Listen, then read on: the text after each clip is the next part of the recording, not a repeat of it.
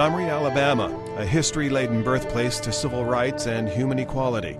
Dr. Martin Luther King lived in this home, and dozens of other landmarks and museums note the planning that went into a bus boycott and Rosa Parks' infamous act of not moving from one section of bus to another. Equality for all, as Dr. King stated, until justice rolls down like waters and righteousness like a mighty stream. Welcome back to Profiles in Caring. Doug Jardine now reporting from Montgomery, Alabama, probably the most famous intersection here in the city. Decatur and Dexter and the Baptist Church right here, where Dr. Martin Luther King preached and was a pastor from 1954 to 1960. The civil rights movement so important to our nation's history. And another problem that we have to continue to deal with today, and that is the issue of domestic violence. And that's why we also get to meet the qualified staff and personnel and survivors who deal with the Family Sunshine Center here in Montgomery, Alabama. 8 years ago, I got into a very abusive relationship with my now ex-husband. He was very abusive from day one. Each year on the hotline, we receive about 2,200 calls a year. So, on the average, we have about 6 calls a day. When I came to the Sunshine Center, I was scared to death. I was petrified. I was pitiful. I had no clue what was going to become of me or what was going to happen to me. Well, the first thing that we do when a woman comes into shelter is just give her some space. Usually by the time they've come to us, things have gotten so tense and dangerous in the home. I grew up in an abusive home, but I didn't know it until years later, because my daddy was an alcoholic. A couple of incidents happened where I actually left and came here to the Sunshine Center for counsel. And of course, every time they would tell me, just leave, just leave. And I didn't listen. I went back, and I later found out that a lot of women that has been in domestic violence situations, they leave probably about 7 times before they actually just make up in their mind to just say, okay, enough is enough, it's over. 1 in 4 women, 1 in 9 men suffer some kind of domestic violence here in the United States. Obviously, the focus is and needs to be on women and the several kinds of abuse they experience: physical, emotional, sexual, some level of fear, some kind of directed manipulation which a partner uses to gain control in a relationship. My situation was verbal and emotional. Instead of venting or being revengeful or trying to get back, I would do nice things. I would cook a nice dinner, or I would buy a gift or something that, I thought my former husband would like.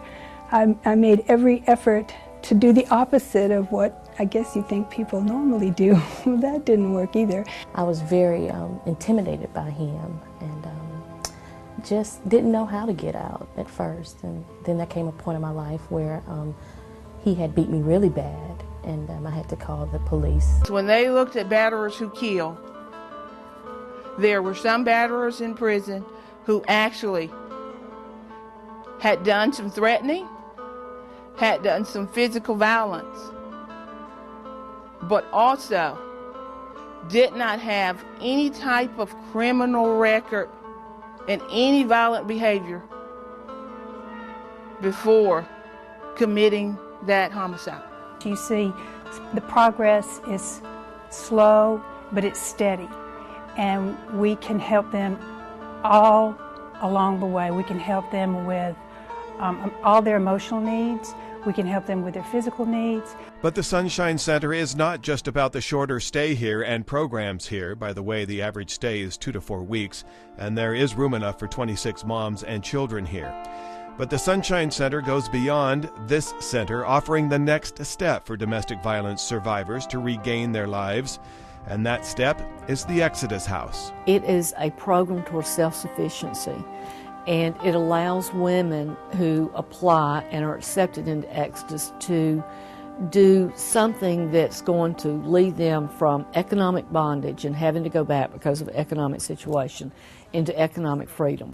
And so then they're economically independent, and they do not have to go back to an abusive situation because of the financial restraints. And the Sunshine Center's outreach goes beyond these 2 buildings to a very important educational effort to show young people, when they are old enough, that they understand that domestic violence and abuse is just not right.